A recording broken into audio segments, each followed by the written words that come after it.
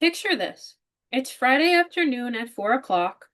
Your team has just one more project to submit before you can all go home and enjoy a long weekend. A Gen Xer tries to get everyone on a quick phone call. A millennial drops some updates in Slack. A baby boomer sends out a very detailed email to the team. And a Gen Zer is just wandering around the office looking for people to bounce ideas off with in person. All this miscommunication has caused you to leave the office after 5. This is a very real scenario that multi-generational offices across the country may be facing. Workplaces in the modern times can have people from 4 different generations all expected to work together. These can be millennials, baby boomers, Gen Z, and Gen X. Leadership was once considered to be people who were strong, authoritarian, they didn't collaborate with others. But leaders in the modern workplace must be flexible, they must open dialogue, and they must be respectful of everybody, no matter their background. Each generation does have some preferred methods of communication. For example, baby boomers prefer to use phone call or email to communicate. Gen X likes to communicate face-to-face or over a phone call. Millennials prefer to use digital methods of communication. And Gen Z is probably the most adaptable generation, although they do prefer to communicate face-to-face.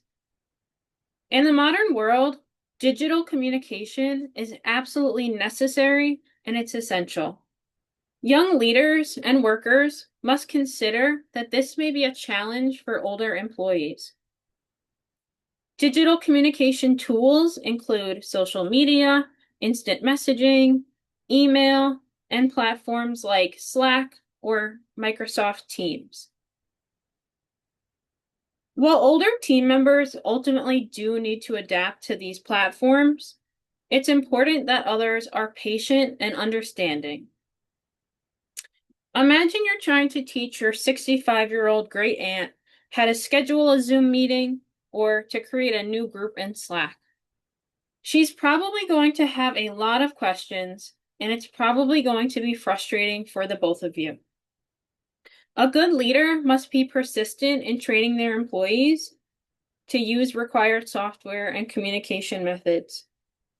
They should consider using multiple channels of communication while everybody is still learning. For example, if there is something important that all employees need to know, maybe consider sending it in an email and a Slack message until you're confident that everyone has mastered Slack as a communication method. Now, the good news is there are a lot of small changes that a workplace can make to make communication better for everyone. First, leaders do need to understand their own style of leadership and be willing to grow. Every generation communicates differently, and flexibility is everything in a leader.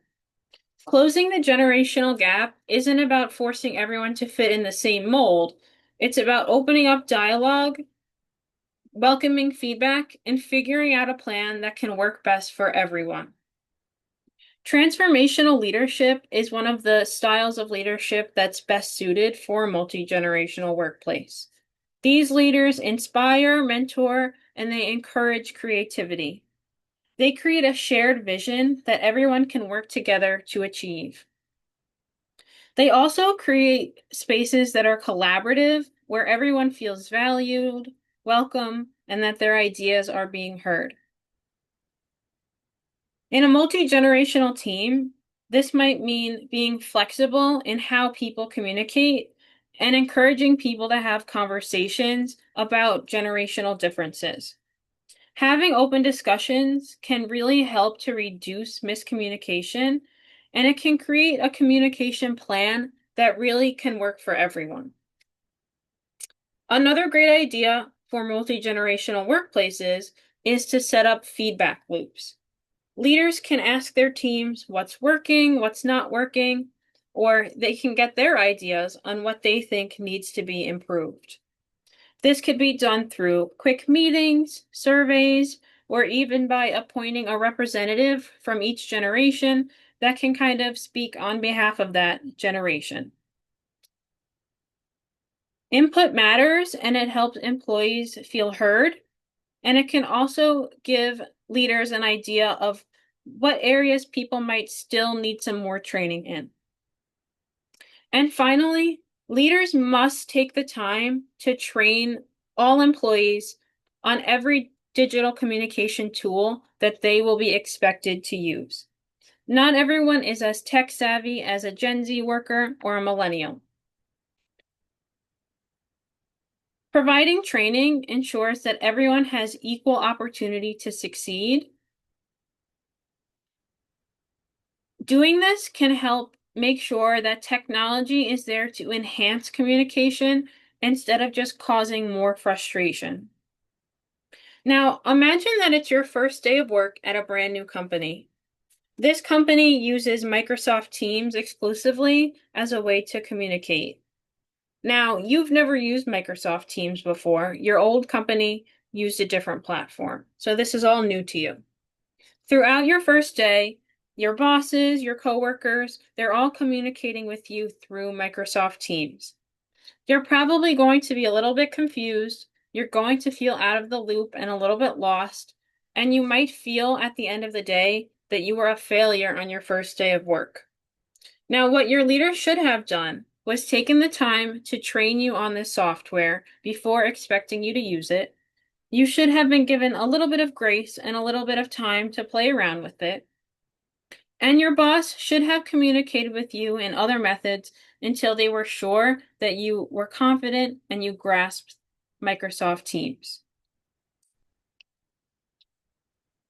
At the end of the day, we are living in a digital world, and digital communication is essential. Digital communication can help streamline communication and make sure that everyone in the workplace has equal opportunities to succeed. With just a few small changes in a workplace, everybody across the generations can thrive and work together.